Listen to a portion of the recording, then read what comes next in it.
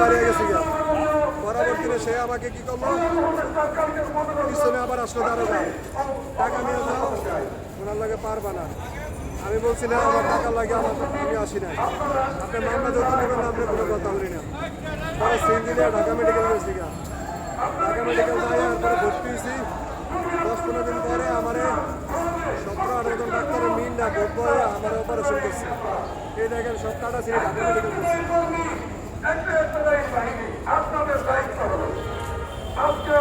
এটি সব ঢাকা মেডিকেল।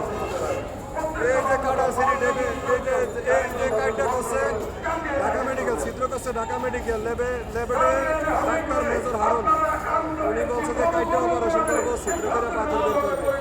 এটি কিছুই করে না, উনি বলছে ওনার থেকে সারমনি ওরাও কিছু করে না।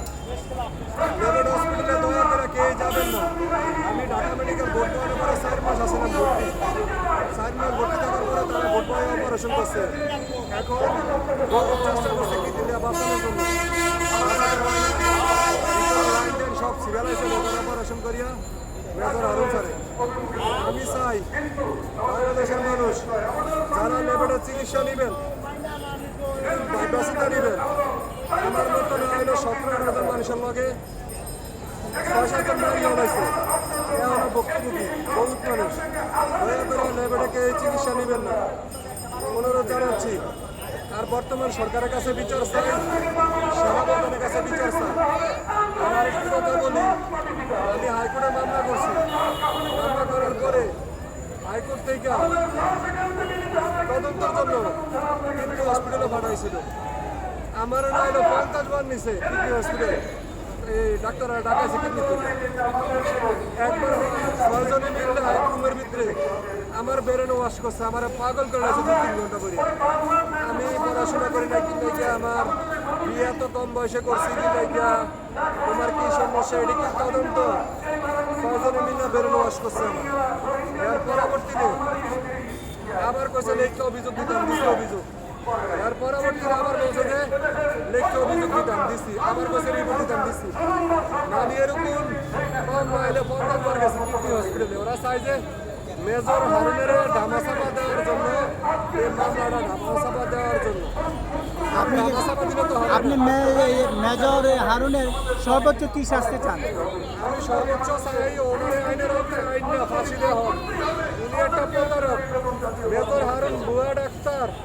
আমি বিনা চিকিৎসা চাষিয়ে দেন, পেটের ভিতরে ফসল জমা, লিভারে পানি জমছে, ফুসফুসে পানি জমছে, আমি কিছু খাইতে পারি না, শ্বাস নিতে পারি না। আমি বর্তমান সরকারের কাছে বিচার চাই। লেবেড হসপিটালে দেখেন কত মানুষের লগে প্রতারণা করছে।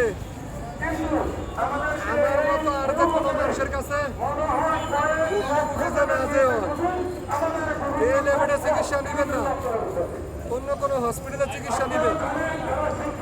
কারণ আজ আমি বিনা চিকিৎসা মারা যাইতেছি আর আমার হুমকি দেয়, আমার মারিয়া বলবো, আমার বলবেন বাঁচতে দিবে না, এসব ধরনের কথাবার্তা বলতে আছে। আবার বলতে আছে আমার গুজরাতে টাকা দিব ডাক্তারে, কোন দেয় আমার। আমি বলছি যে আপনি হাইকোর্টে যান, আইনজীবীর সাথে কথা বলেন। তোমার আইনজীবীর সাথে আমি কেন কথা বলবো? তোমার তো যে টাকা নিছি 7 লাখ, এই টাকা দিয়ে দেবো। শুনছেন ওর বাটপাড়ি ছিলারই কথা, সে আমারে ফোন দিয়া কর। দর্শক, আপনি দেখতে পাচ্ছেন যে এই যে লেবেড হাসপাতালের যে ভুল চিকিৎসায় যে চিকিৎসা করেছেন মেজর জেনারেল অধ্যাপক ডক্টর HM হারুন, সে এখন তাকে বিভিন্নভাবে প্রস্তাব দিচ্ছে যে তুমি আমাকে যে টাকা দিয়েছো বা সে টাকা নিয়ে যাও, বা বিভিন্নভাবে হেনস্থা করার জন্য তার উপরে এই ভুক্তভোগীকে বিভিন্নভাবে তারা হেনস্থা করছে। আসলে লেবেড যে হাসপাতালে, এই হাসপাতালের যে পরিস্থিতি, এরকম আরো 10টা ভিডিও আছে আমার কাছে। প্রতিবাদ করছে ধানমন্ডিতে আউট পোলা বাইরে ওখানে মাইক দিয়েছে বাথরুমের ভিতরে আটকাইয়া লেবেডে বহুত মানুষ মারিয়া বালাইতেছে ভিতরে। কোনো অন্যায় করলে, প্রতিবাদ করলে তারা বাথরুমে আটকাইয়া মাইক দূর করে, এমনকি রুগীরে মারিয়া বলায়। যমুনা নিউজে দেখেন ভিডিওগুলো। এরকম অনেক ভিডিও আছে আমার মোবাইলে, বিভিন্ন জায়গাতে আমার ফোনাইছে। লেবেড হসপিটাল হলো দুর্নীতি, চাঁদাবাজি। দয়া করে বলতেছি, হাতজোর করে লেবেডে কোনো চিকিৎসা নেবেন না। আর বর্তমান সরকারের কাছে বিচার চাই, সেনাপ্রধানের কাছে বিচার চাই। শ্বাস নিতে পারি না, কথা বলতে পারি না।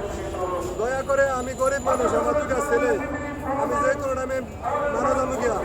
মেজর হারুনের বাঁচানোর জন্য কিডনি হসপিটালে বহুত চেষ্টা করতেছে ডাক্তাররাই মামলাটা ধামাচাপা দেওয়ার জন্য।